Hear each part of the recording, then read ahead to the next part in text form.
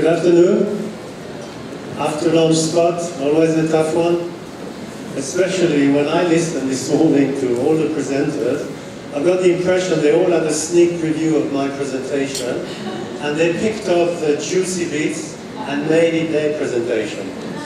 And I'll try not to bore you too much, but I think I still got some interesting things left.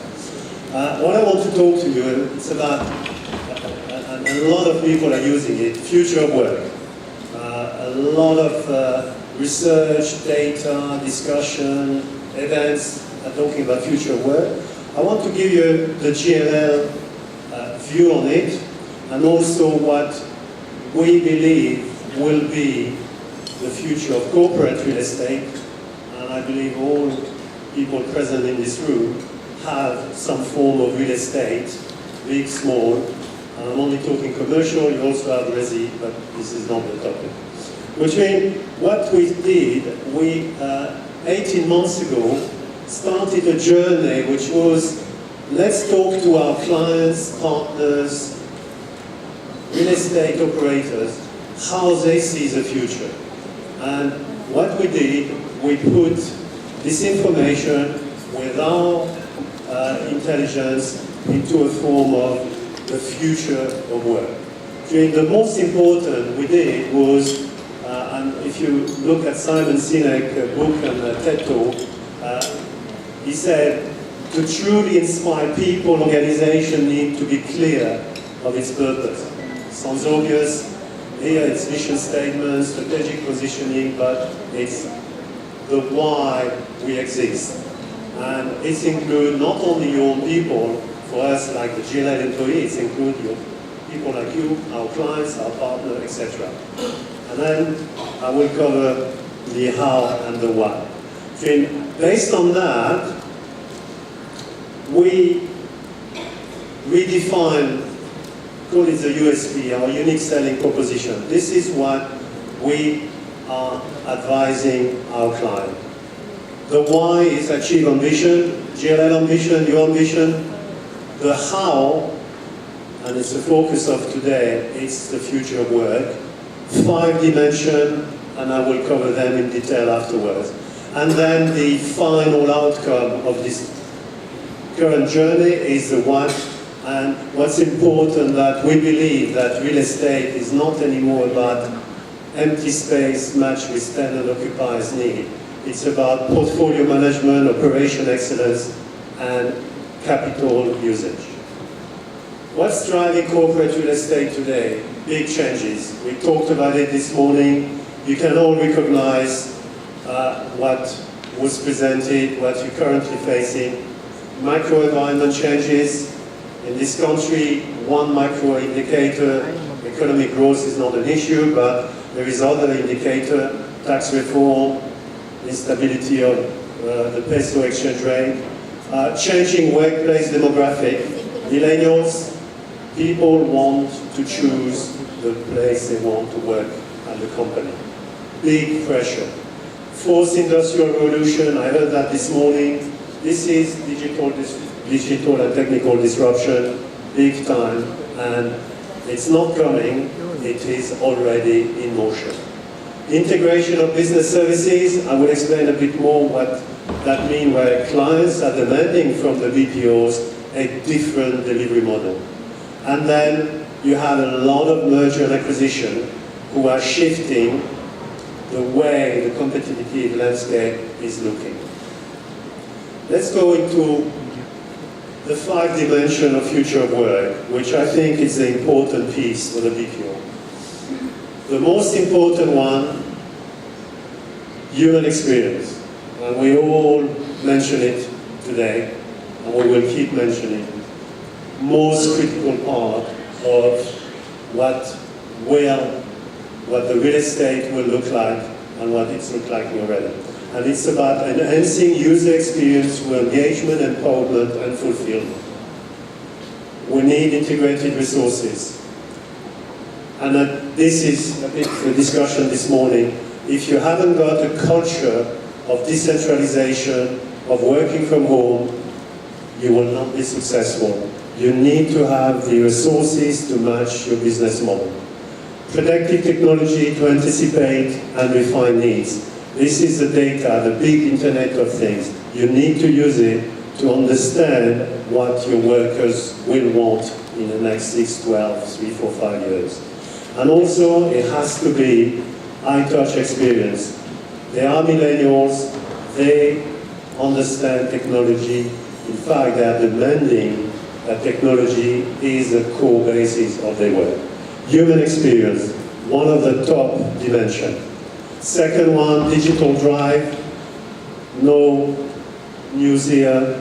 There's future is about data. And it's about how quickly, how user-friendly, and how interesting you can package the data you have to have your internal employee using it, but bringing it to your clients. Internet of Things technology, AA, very, very important, and the robotic process and automation, which are the key discussion of today. You need to continuously innovate. I heard somebody telling me stagnation is a death. It is. You have to move forward. You have to keep bringing innovation, new ideas, new way of doing things. If not, other guys are going to do it much quicker.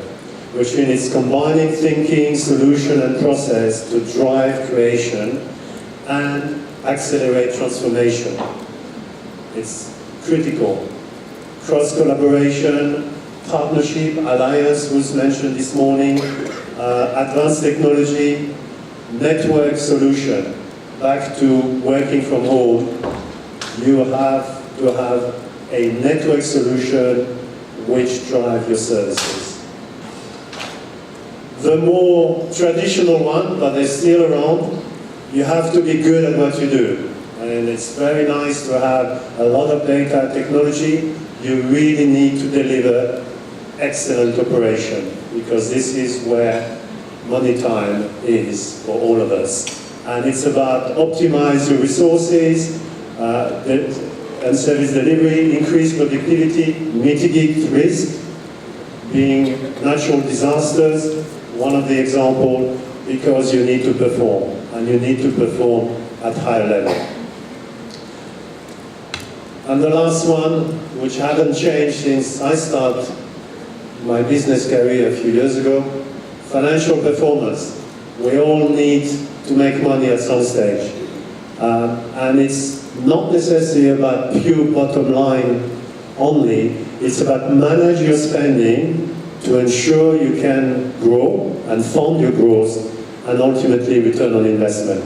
It's around workplace investment, and I will cover that in more detail in terms of what is the new real estate looking like for BPOs, companies, and future workers. Cost management, you want flexibility. You don't want to lock yourself for 5, 10, 15 years with leases that you cannot have flexibility on. And also measurement. As I said, it's not revenue minus cost equal profit, it's how you manage the future growth and how you identify your profit metrics.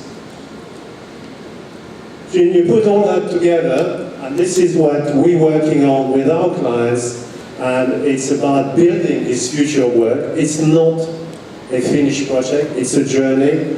We keep talking to our clients, they keep giving us ideas, we bring in new ideas to them, but it's about aligning real estate to the business. It's put people first. We need to build like thinking people, and if you are in isolation, you will not be as successful. I think in this country it's not a problem. I think there is a clear view that we need to evolve and we need to move towards a different business model. Becoming technology savvy, again, critical, and adaptability, flexibility, which is part of this transformational journey. It's about transforming business model, evolving and changing how people are engaged and interact. This is the more JLL way that we are interacting with our client and partners. It's about giving advice on future investment strategy. What we did, we validate some of our thinking with a research we did last 2.5 months in India and in the Philippines with our BPO population, which includes some of the clients in this room today were interviewed by the JLL people, and this is kind of the early feedback of this survey among the BPO in the Philippines. Obviously, nothing has changed. What are the BPO growth drivers? Technology development, cost conscientiousness, and efficiency. If you have these three, you are in business at a certain level. But what's important, I will skip that, is the world of work is changing.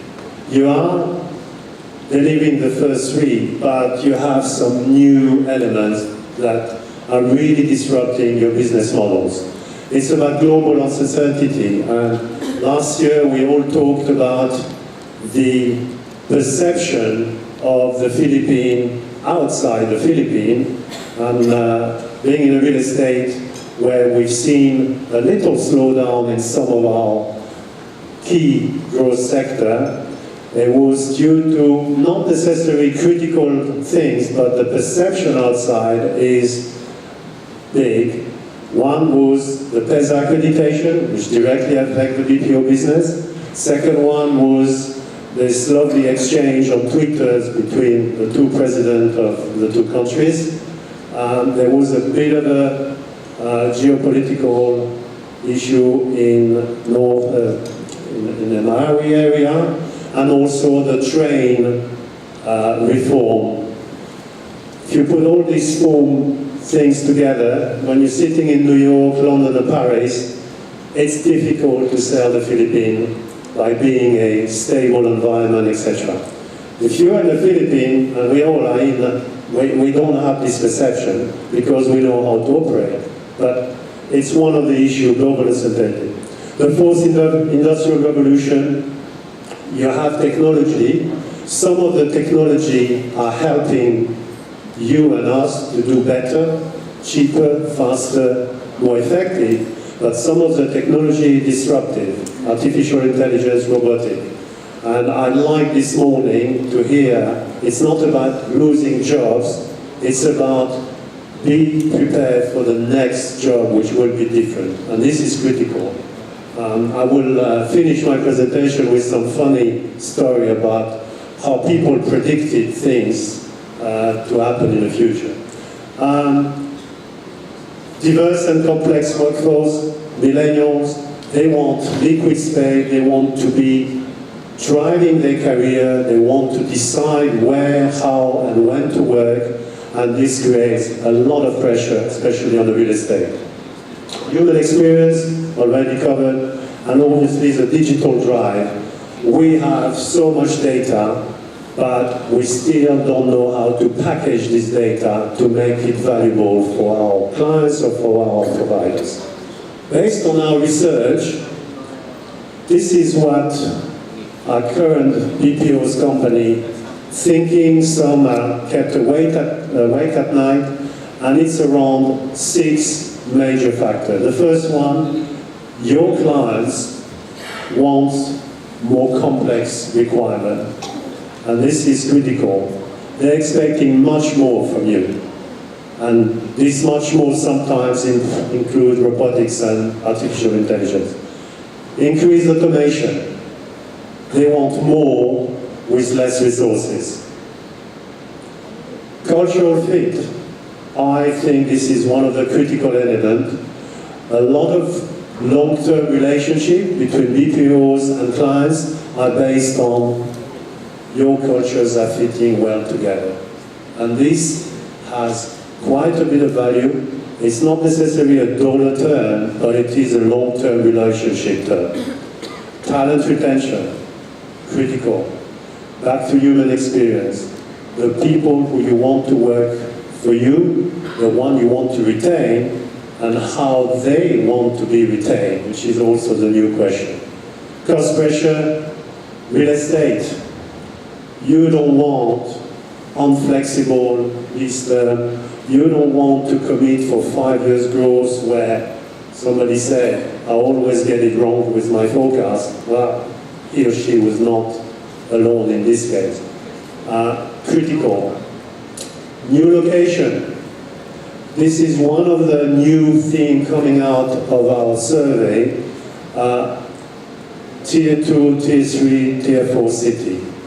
And here we've got Bacolod and Iloilo as being two new areas of opening BPO centers. We go back to three major group of feedbacks that we received.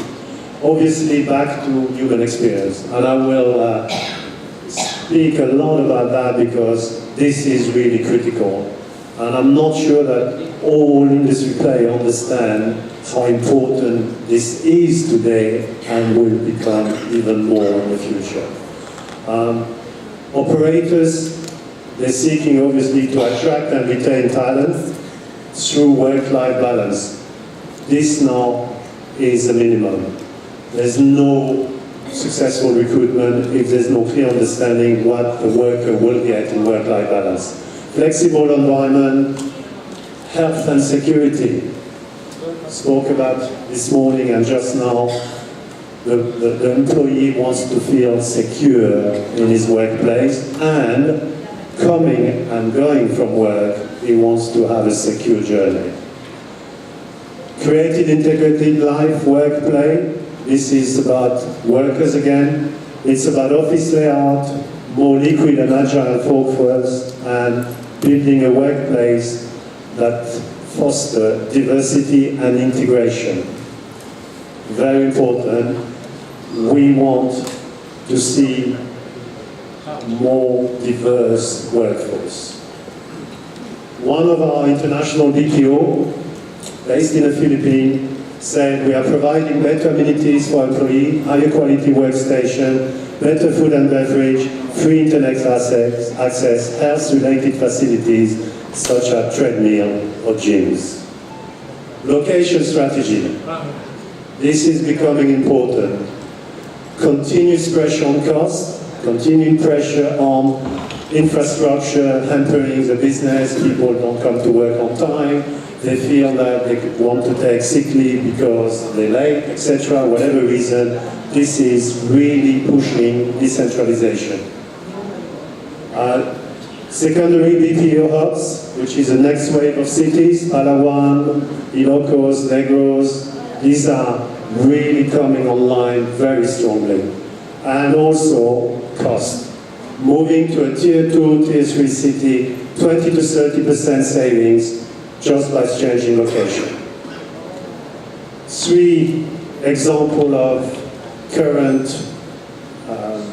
companies which are really delivering a different location strategy. A US operator opened third facility in Ilocos because there was good telecom, good infrastructure, and an international airport, and obviously skilled labor.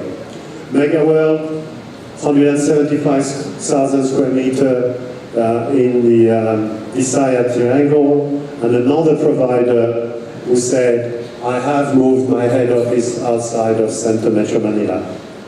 I want to be closer to my workers, and I want to give them a better environment. And these are concrete examples recently from the Philippines. The last one is real estate strategy. What are you guys looking or want to is you need to have less real estate size. Growth doesn't equal more square meters. Growth equal flexible and more adaptable square meters. What it is, fit out space, you want it ready. You don't want bare shell, you want a space that you can move in quickly.